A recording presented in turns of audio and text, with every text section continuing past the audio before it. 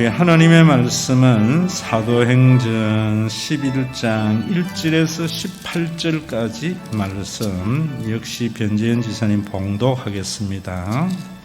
유대에 있는 사도들과 형제들이 이방인들도 하나님의 말씀을 받았다함을 들었더니 베드로가 예루살렘에 올라갈 때에 할례자들이 비난하여 이르되 네가 무할례자의 집에 들어가 함께 먹었다 하니 베드로가 그들에게 이 일을 차례로 설명하여 이르되 내가 욥바시에서 기도할 때에 황홀한 중에 환상을 보니 큰 보자기 같은 그릇이 내 귀에 매어 하늘로부터 내리어 내 앞에까지 드리워지거늘 이것을 주목하여 보니 땅에 네 발 가진 것과 들짐승과 기는 것과 공중에 나는 것들이 보이더라.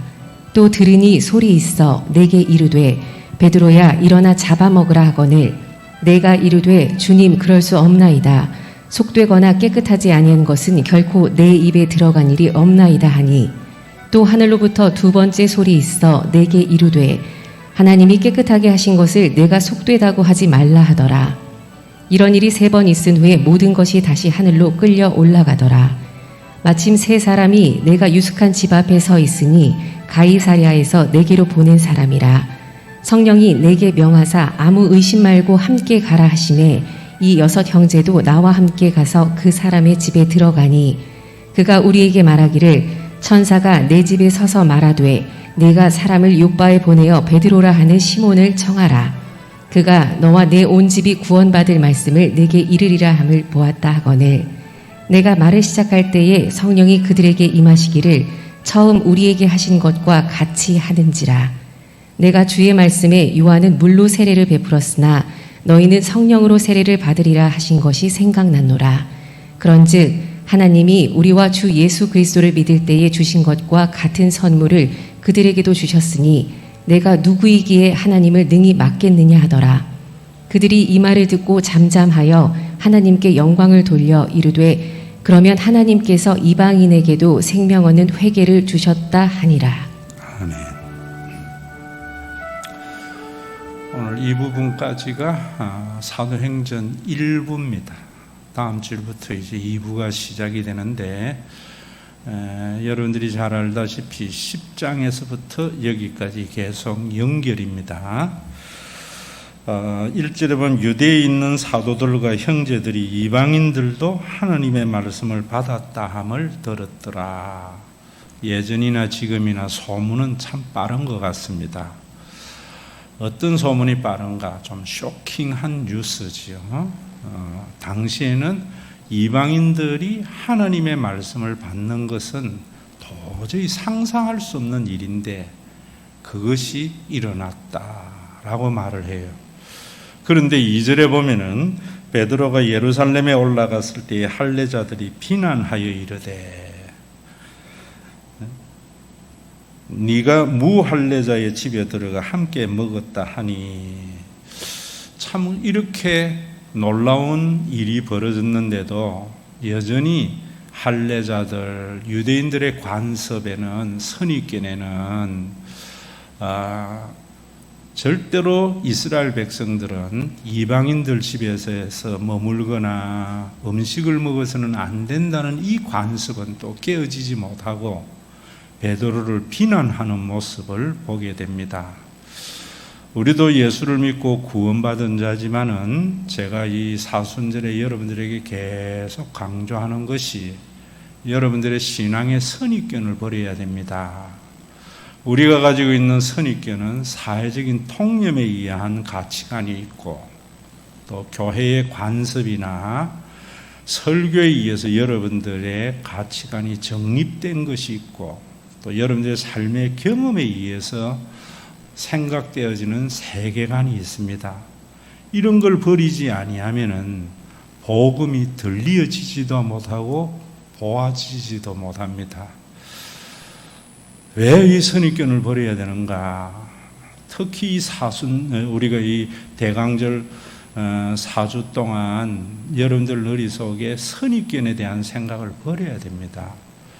왜냐하면은 참 유대인들도 이렇게 버리기 어려웠지만은 절대로 우리가 복음을 보지 못하는데 복음을 제대로 안 듣고 못 보면 어떻게 되는가 하면은 사람이 사람다워지지 않습니다. 우리가 한 가지 선입견, 예수 믿으면은 하나님의 자녀가 되고 천국에 간다. 여러분들의 선입견으로 이해할 때가 참 많이 있어요. 진짜로 예수 믿으면은 사람이 사람답게 되어져요. 예전에 제가 어릴 때만 해도요, 교회에 이런 감정이 많았습니다. 우리나라가 모든 사람들이 지배받는 것이 유교적 가치관이지요. 또 우리 언어 속에 보면은 불교적 용어도 참 많이 있습니다. 그래서 우리가 인연이라든지 이런 이야기들 많이 해요. 여러분, 그 어릴 때에 보면은 뭐라고 하는가 하면은 어른들이 특히 장남이나 장손들의 가장 중요한 것이 제사를 지내는 거거든요. 저도 유교에 대한 오해를 참 많이 했는데 인이 예지, 그저 제가 한자로 이야기해서 이는 어지는 거구나 이런 생각을 했는데 유교를 공부해 보니까 완전히 아니더라고요. 인이라는 것은 사람이 사람 되게 하는 것인데 그거는 존재하는 것이 아니지만은 존재하는 것이다. 그래서 활동이다 이런 이야기를 하는데 이런 것들도 여러분 설명하면은 존재론적인 것이 아니고 다 관계론적으로 봐야 되는데 그 인을 실현하는 것이 예다. 예라는 것은 뭐냐면 제사법이나 이런 걸 통해서 사람이 사람 되게 하는 거지요. 그저 조상신에게 잘 모셔서 후손 잘 되게 하는 것은 유교가 아니고요. 샤머니즘하고 짬뽕된 거예요. 여러분, 이런 것들이 우리에게 지배받았기 때문에 우리나라 사람들은 장남과 장손은 유산도 다 받았지만은 절대로 교인 되기에는 참 힘이 들었습니다. 그래서 뭐라고 하는가 하면은 나는 제사를 드려야 되기 때문에 교회 못 나갑니다. 그러나 교회 다니는 사람이나 교회를 보니까 우리 아이들의 미래를 위해서 우리 아이들은 주일학교 보내드립니다. 이런 이야기 실제로 저도 들었고 그런 일이 많았어요. 근데 오늘날은 여러분 과연 교회에 안 나는 사람들이 그런 목적으로 아이들을 교회 가라고 하고 교회를 바라보는가? 그렇지 않다면은 우리가 잘못 가고 있구나 깨달아야 되지 않겠어요? 그리고 여러분, 우리가 사는 사회가 지금 참 사람들이 괜찮고 좋은 대한민국이면은 지금과 같이 살고 믿자는 거예요.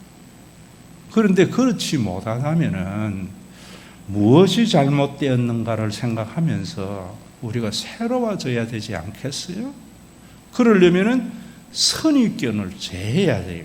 그래서 예수님은 자기를 부인하라고 그랬고 노자는 무의하라 이런 이야기를 하는 거예요. 네가 보는 게 다가 아니다. 그래서 보는 대로 보지 말고 보이는 대로 봐라 이런 말들을 하는 겁니다.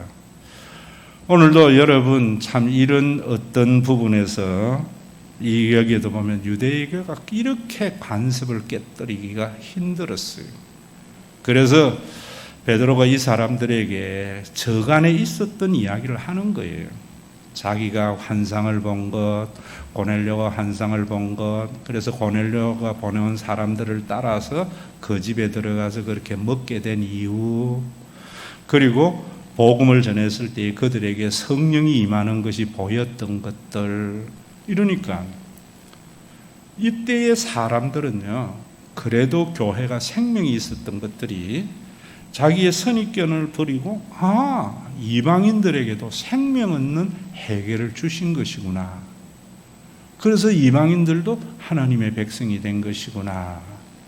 그래서 이제 19절부터 이방의 교회들도 하나님의 교회로 받아들이게 되는 놀라운 역사의 전환점이 된 거예요.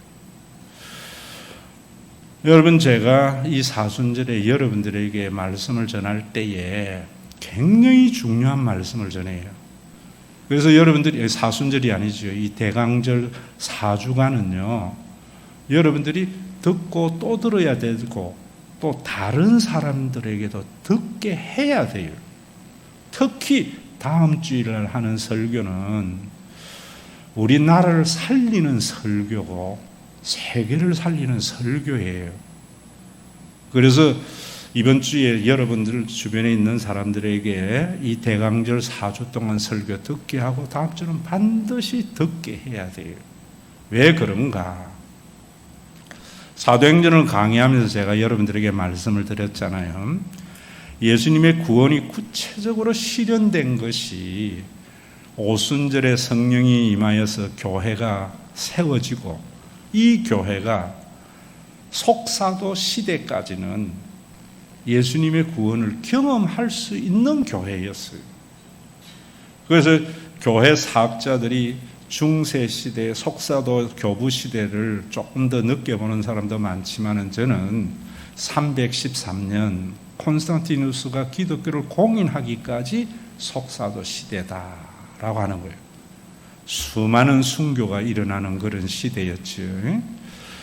그런데 그 이후의 시대를 중세 시대라고 그러고, 그러니까 이제 AD 4세기부터 AD 14세기까지 1000년 동안을 중세 시대로 이래 보거든요.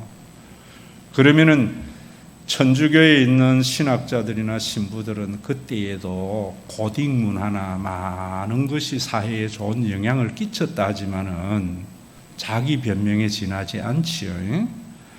세상에 있는 사람들이 볼 때에는 뭐라고 하는가 하면은 중세 시대를 암흑의 시대다. 인간성이 말살되고 인간이 참 살기 어려웠던 시대다 이런다고요. 그러면 왜 그때 그랬는가 하면은 우리가 역사를 알아야 모든 것을 알잖아요. 역사를 모르면 민족의 미래도 없다고 한 분도 있잖아요. 우리나라의 개혁자 중에 한 사람은. 여러분, 교회도 마찬가지. 왜 세상이 그렇게 암흑게 되게 했는가? 그때 교회의 주류의 신학이 뭐였는가? 교부 신학하고요, 스콜라 신학이었거든요.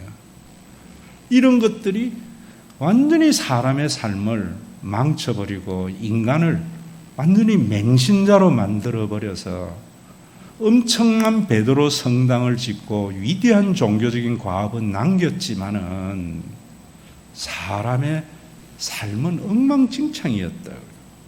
그래서 제가 교부 신학이나 스콜라 신학으로 인하여 오염된 복음을 빼려고 하는 거예요. 그걸 부정하는 게 아니에요. 그래서 제가 백신이라는 말도 쓰는 거예요. 그러면 그 이후에 사람들이 이제 자각하기를 시작하는 것이 계몽주의고 근대로 넘어오는 기회가 되거든요. 왜 넘어왔는가? 신부들이 말하는 대로 그 신앙이 했는데 그렇지 않았거든요. 거기에 대표적인 것이 십자군 전쟁이었단 말입니다.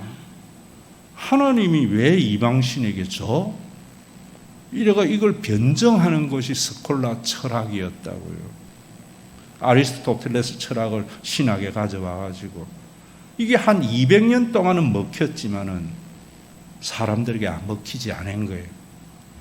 그러면서 사람들의 이상으로 신의 세계에서 이성의 세계, 인간의 세계로 오는 것이 해방이라고 생각했던 거예요. 그래서 근대에는 그렇게 이성을 중요시 하면서 산업혁명이 일어나고 또 오늘날 현대와 같은 이런 비약적인 발전의 세계가 왔는데 또 한 가지 여러분들이 생각해야 되는 것이 이런 산업의 발달과 과학의 발달이 정말 우리 인간들에게 좋은 것인가?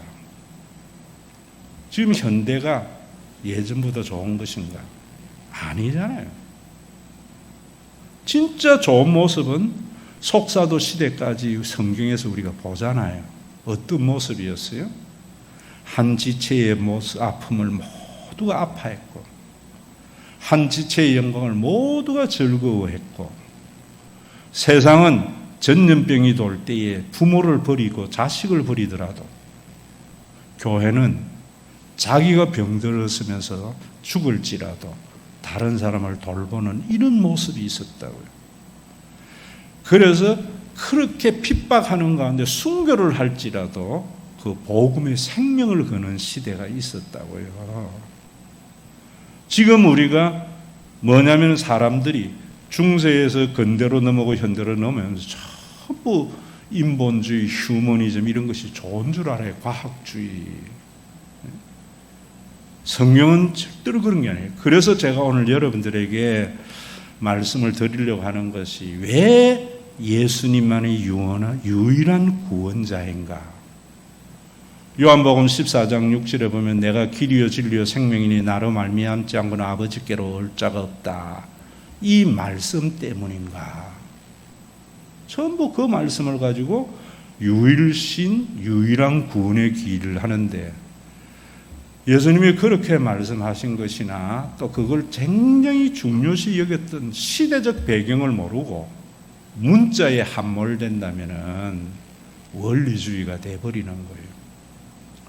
왜 예수님만이 구원의 길인가 하는 것도 오늘 여러분들에게 이성적으로 깨닫도록 제가 말씀을 드릴 거예요.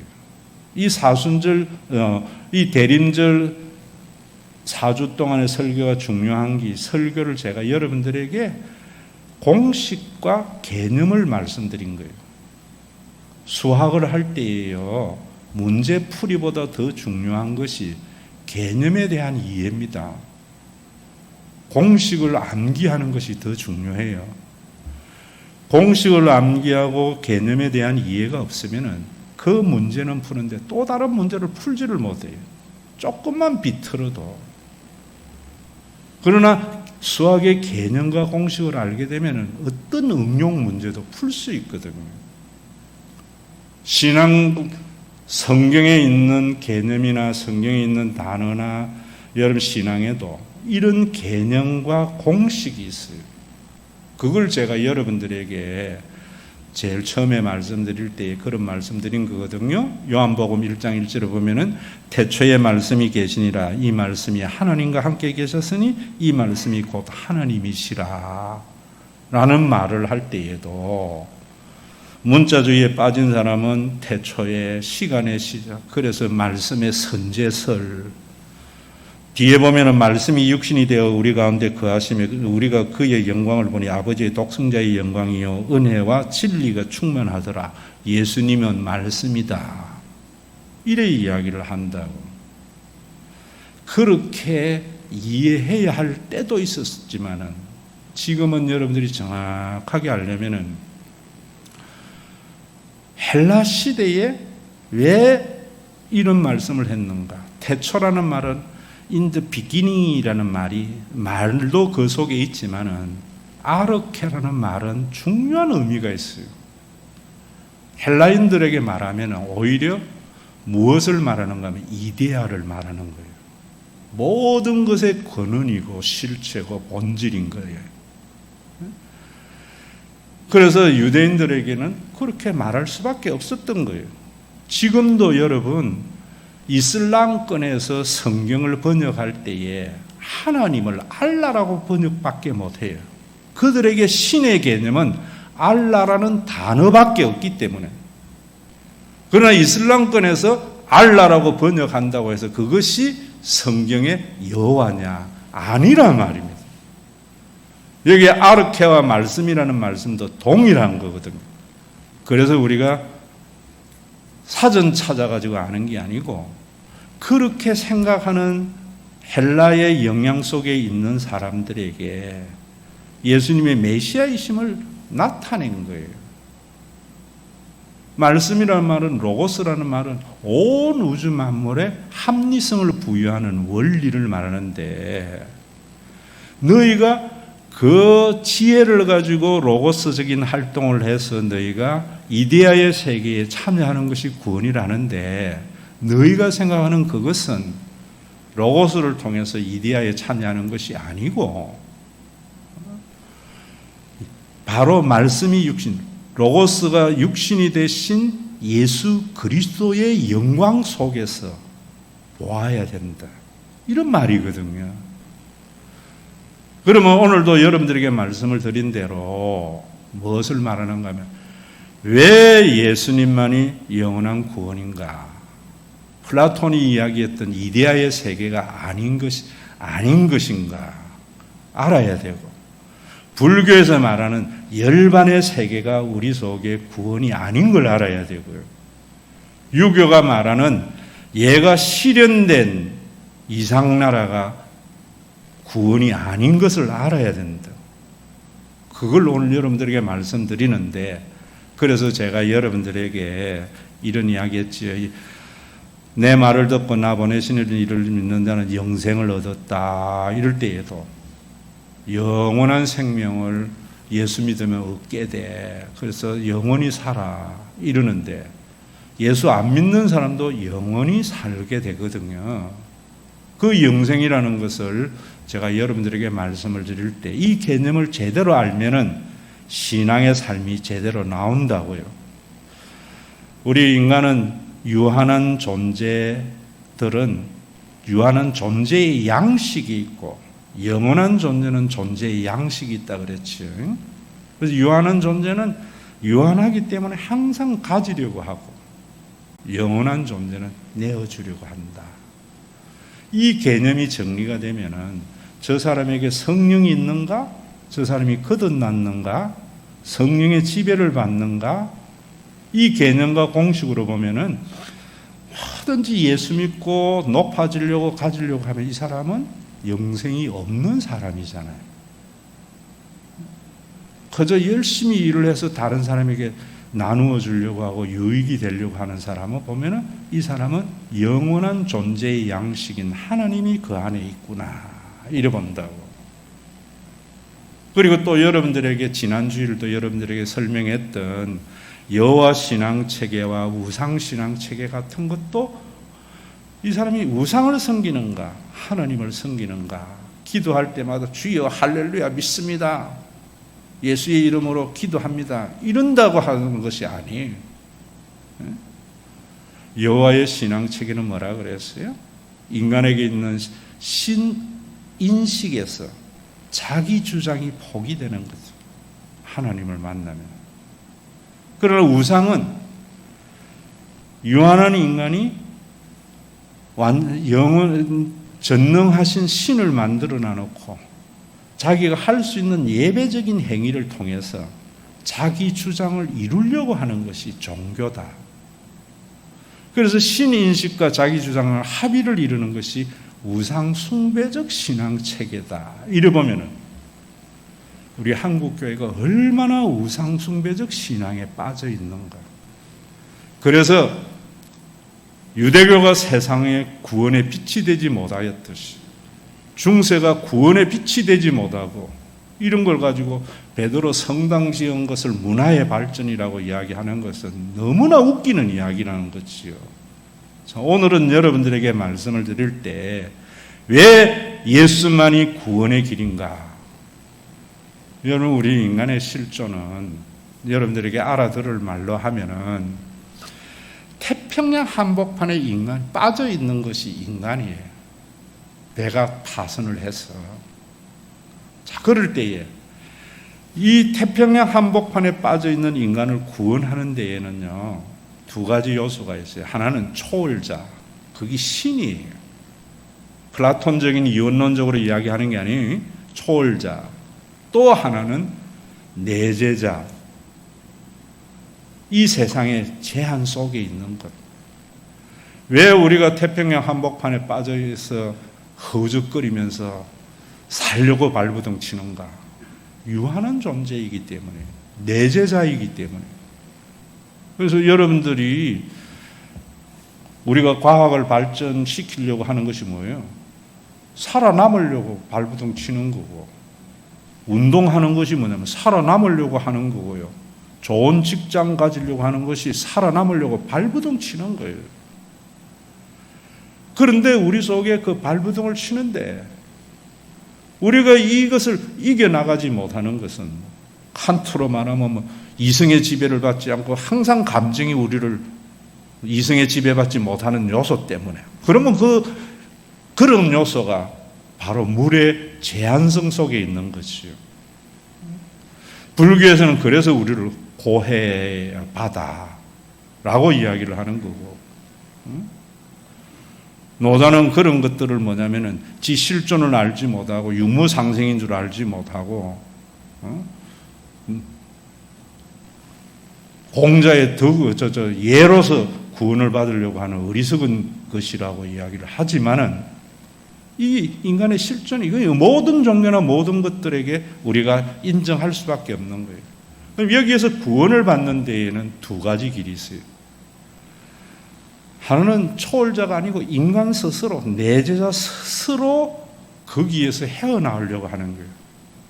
그게 뭐냐면 불교고 유교고 노자고 과학주의고 인문학주의고.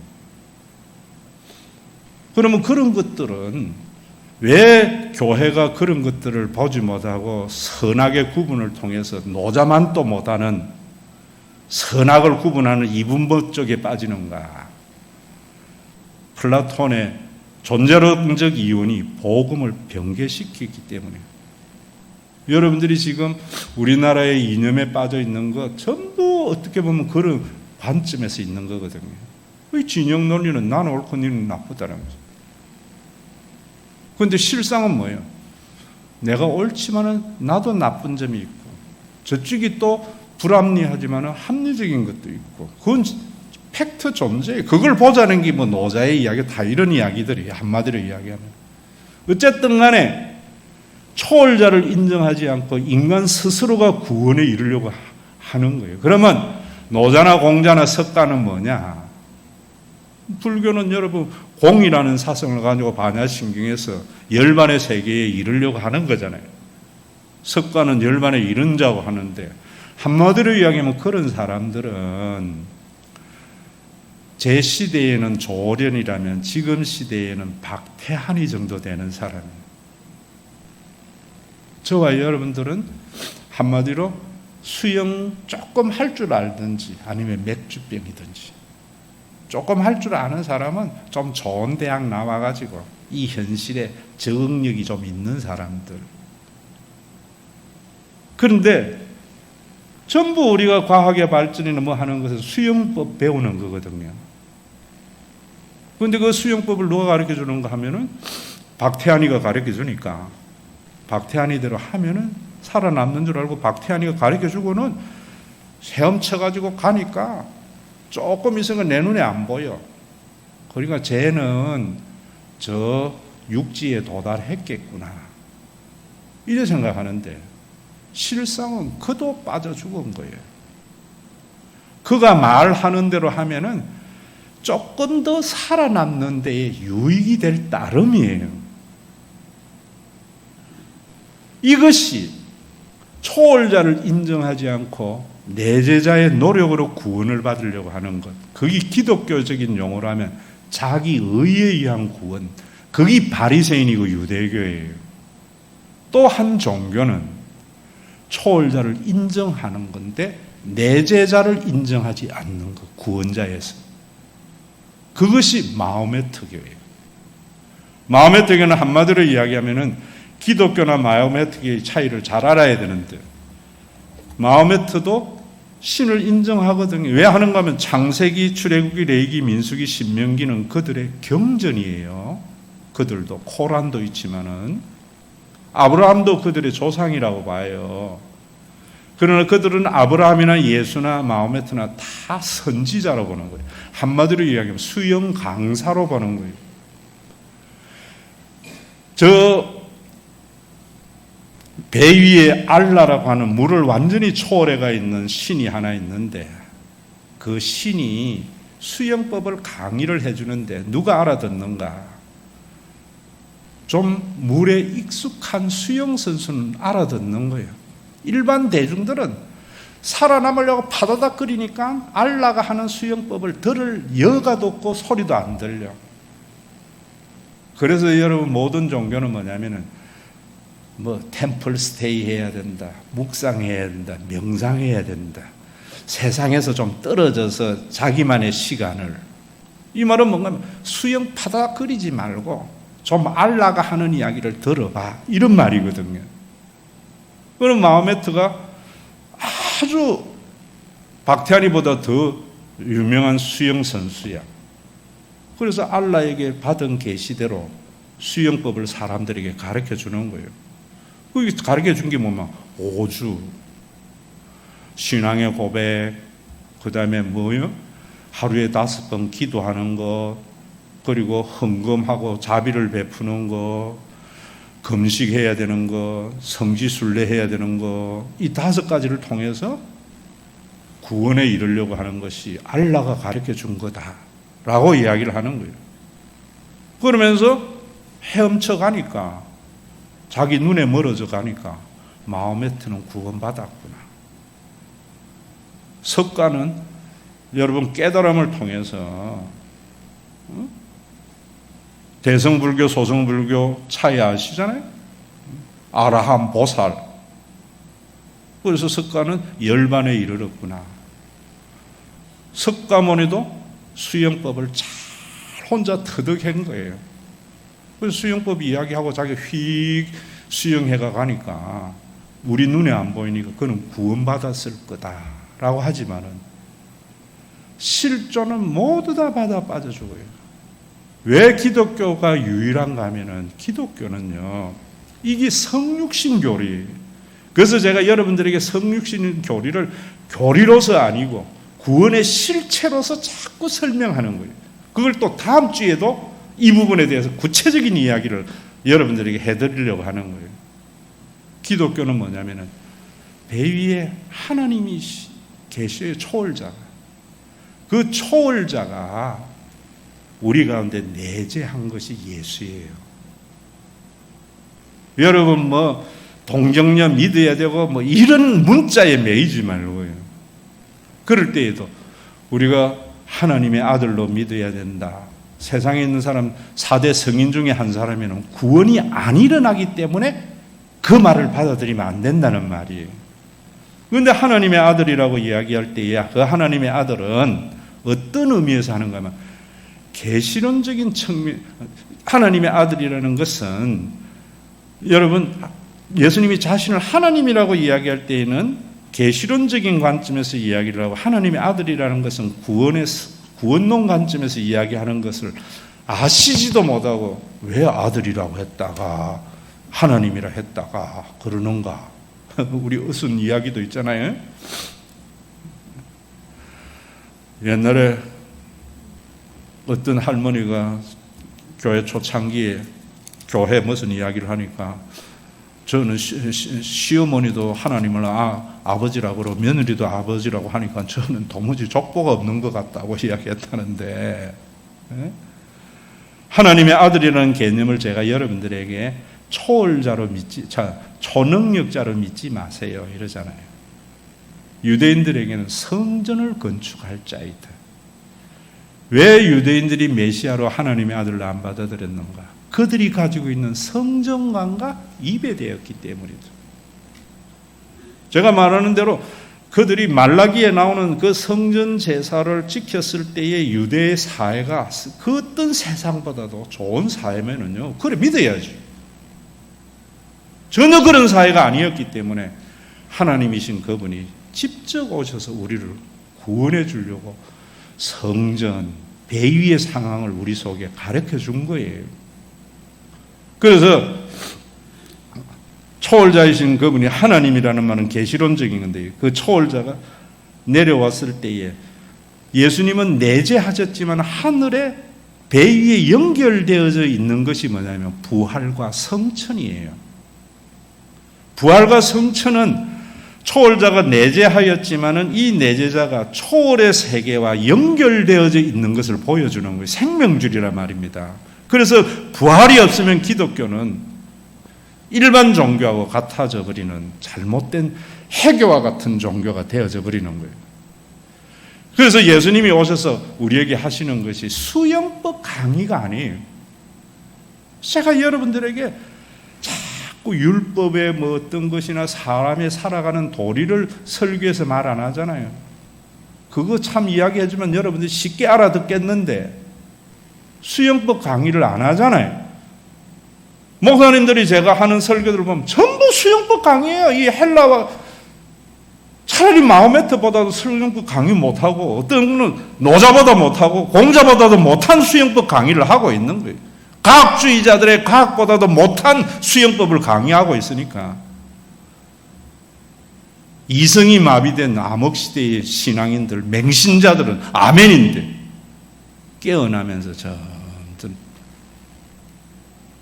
바뀌어져 가는 거죠. 예수님은 이 땅에 오셔서 뭐라는가 하면은 생명줄에 열려있는 그 배위의 상황을 우리에게 말을 하면서 구원받으려면 나 붙들어. 이게 믿음이에요. 이게 이신칭이. 그래서 믿음으로 구원을 받는 것이고 행위로 구원받는 것이 아니다 하는 것이 그런 거예요. 이 믿음을 가지고 예수님의 존재, 예수님의 행하신 이렇게 믿으면은 이거는요 헬라적인 히브리적인 야다가 아니고 헬라의 정보를 가지는 거예요. 또 믿음은 예수님은 초월자로서 우리에게 어떠한 것도 해줄 수 있는 미래적인 믿음을 가지면 그거는 우상숭배적인 신앙이 돼요. 믿음은 과거에 일어난 그 사건을 내 사건으로 붙드는 거죠. 그래서 예수님을 붙드는 게 그런 거예요. 인크라이스트라는 말이에요. 그래서 목사님은 수영법 가르쳐주는 것이 아니고 사람의 사는 도리를 가르쳐주는 것이 아니고 성경은 경전이 아니고 붙드는데 무엇이 방해가 돼요? 여러분들의 의심이 방해되는 거죠. 왜? 그동안 파닥거려가지고 좀 살아남아 있거든요. 그런데 내가 파닥거리지 아니하고 잡으면은 꼬르륵 하고 죽을 것이 아닌가? 이런 생각을 하는 거예요. 그런 것들을 톨스토이의 흰지, 검은지의 이야기나 그 다음에 여러분들에게 말씀드렸지만은 어떤 나그네가 길을 걸어가다가 캄캄한 밤중에 낭떠러지에 떨어졌어요. 떨어지다가 칡줄을 딱 잡은 거예요. 캄캄한데 뭐라는가 하면 하나님 살려주세요 라고 하니까 하나님이 뭐라고 하는 건 네가 잡고 있는 줄을 놓아라. 하나님 이거 놓으면 나 떨어져 죽습니다. 그래도 나와봐라. 그래가지고 밤새 줄을 잡고 기어 올라가려고 노력했는데 물에 빠진 것이 예수님이 연결되어 있는 건 아니고 밤새 일생 동안 수영하고 퍼득거리는 거하고 똑같은 거예요. 눈을 떠가지고 해가 떴을 때 쭉 보니까 바로 발밑이 땅이거든요.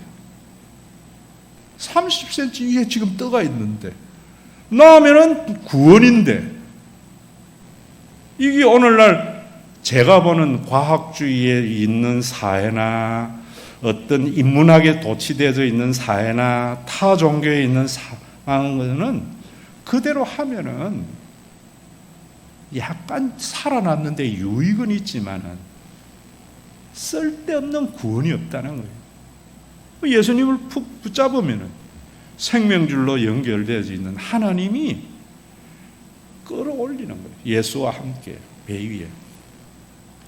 그럼 우리가 지금 신앙생활 하는 것을 제가 여러분들에게 완료형으로 믿으세요라는 것이 그런 거예요. 우리는 배 위에 올라와 있는 존재예요. 예수님을 붙든다는 것은. 그럼 지금은 우리는 뭐 해야 되는가 하면 제가 보는 많은 교회와 교인들은 배 위에 올라서도 살아남으려고 공기 속에서 허우적거리고 있는 거야. 수영법 강의하고 거기에서도. 배 위에 올라서는 하나님 안에 있는 안식을 누리는 거예요. 그래서 제가 배 위에 올라가지고 허우적거리지 말고 안식을 누리자고 신과 회복이 있는 교회라는 이름을 쓴 거예요. 수고하고 무거운 짐진 자들아. 무슨 말이에요? 살아남으려고 파닥거리는 자들아. 그 수영법 배우려고 노자한테 갔다가 공자한테 갔다가 불교한테 갔다가 과학 배우려고 하고 인문학 배우려고 하는 자들아. 수영법이 아니고 붙들어라. 그러면 하나님이 안식을 주신다. 그 와서 안식을 누리고 회복을 해서는 다시 하나님의 생명줄을 걸고 바다로 뛰어들어서 옆에 있는 사람에게 나 붙잡으세요.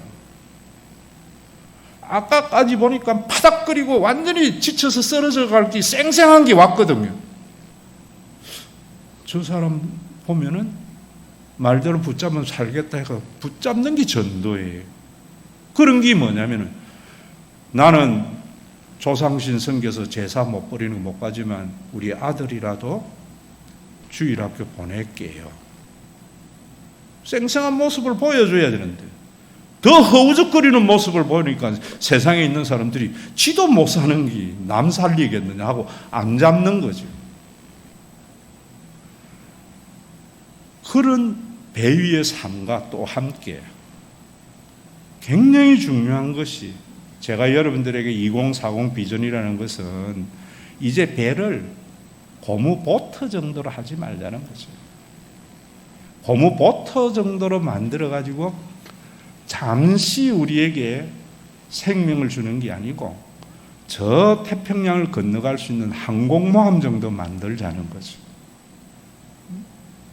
그래서 그 배에 올라서 목회라는 것은 뭐냐면은 그 배를 여러분들과 함께 조그마한 고무보트에서 튼튼한 배로 만드는 것. 그래서 같이 우리가 저 태평양 가에 있는 부산에 도착하는 것이 재림에 의한 구원의 완성이거든. 그럼 지금 우리는 뭐 해야 되는가 하면 생명줄 걸고 가서 그 사람들에게 보여주고 또 그러면서도 그 사람들이 올라와서 쉴 수 있는 배를 튼튼히 만들어가는 것. 이 배를 만들어가는 이런 작업은요, 어떤 인문학이나 어떤 종교에도 없어요. 전부 뭐냐면 수영법만 강의하고 개인이 살아남는 것만 이야기를 해요. 성경에만 있는 중요한 교리가 그런 거예요. 오늘도 여러분들이 제가 지금 돈이 없어서 책을 발간하지 못하는 다 했지만은 코로나19를 볼 때에 자, 이런 것들이 공식이나 이런 것들이 너무나 중요해요. 심판이라 보지 마세요. 심판이라 보면은 여러분들을 학대하는 신학이다. 징계라고 보세요. 그 징계는 누구에게 하는가?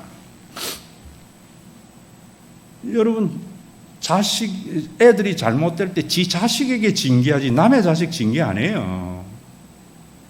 하나님이 세상의 징계는 누구 때문에 하는가 하면 하나님의 자녀인 우리들 깨우치려고 하는 거예요.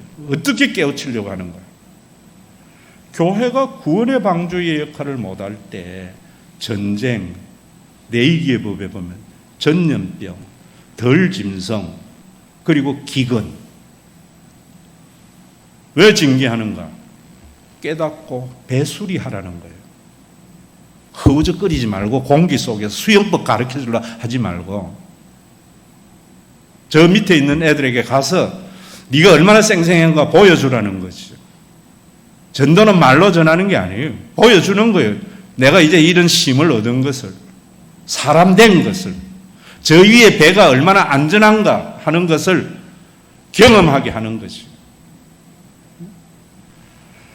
그 생명을 잃어버린 것이 뭐냐면 교회가 이 복음에서 떠나서 초월자의 내재에 의한 구원을 이야기하지 않고 교회가 공자와 같이 석가와 같이 인문학과 같이 과학주의와 같이 참 멋있잖아요. 자기 힘으로 살아남으려고 발버둥 치는 거.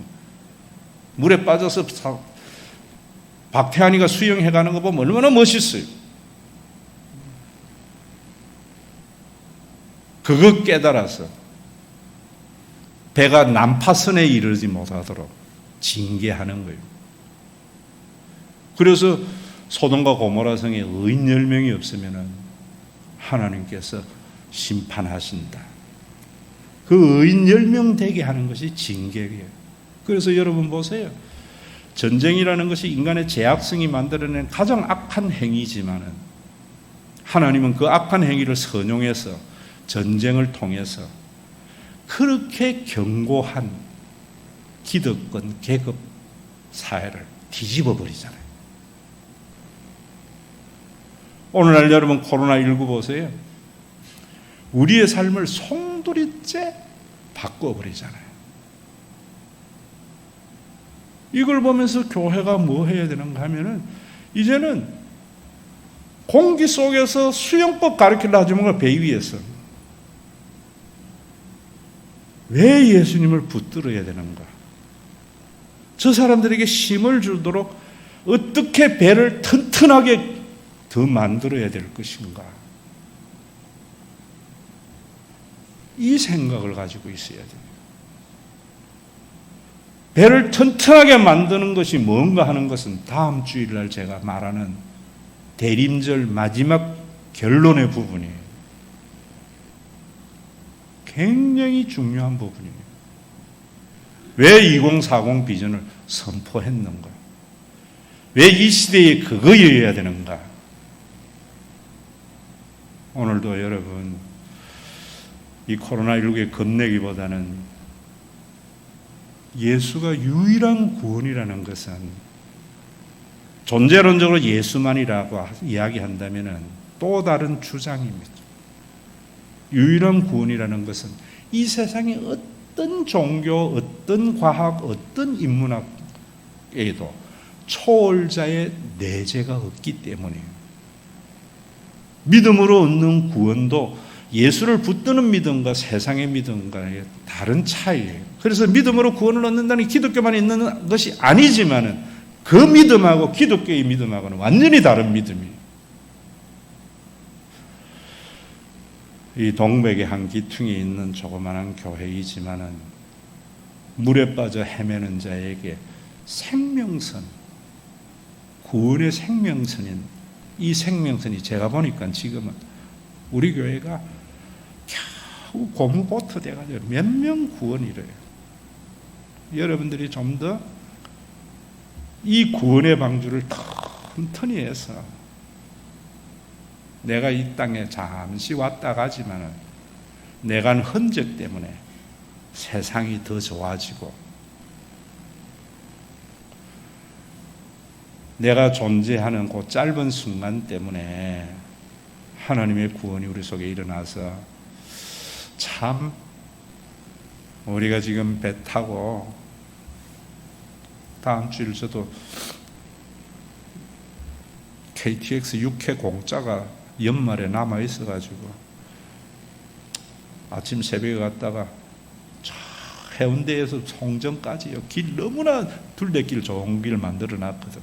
여러분들도 언제 한번 가보세요. 한 14km 왕복되는 길인데 그 부산에 가서 여러분들 영원한 닻을 내리고 안식을 누리는 이 복음은 성육신 안에 있어요. 우리 주 예수 그리스도의 은혜와 아버지 하나님의 사랑하심과 성령님의 감동하심이 삶을 살아남으려고 물에서 파닥거리던 사람들이 생명줄을 달고 내려오신 초월자가 내재하신 예수를 붙잡는 믿음의 권속들과 예수를 붙잡음으로 말미암아 생명선 이 완료형의 신앙을 가지고 힘을 누리면서 그 배를 튼튼하게 만들어가다 가는 육지에 닿을 때까지 더 많은 사람을 생명을 구원하도록 생명선으로 준 것이 교회인 신과 회복 있는 교회 위에 육지에 닿을 재림의 그날까지 함께 있을지어다.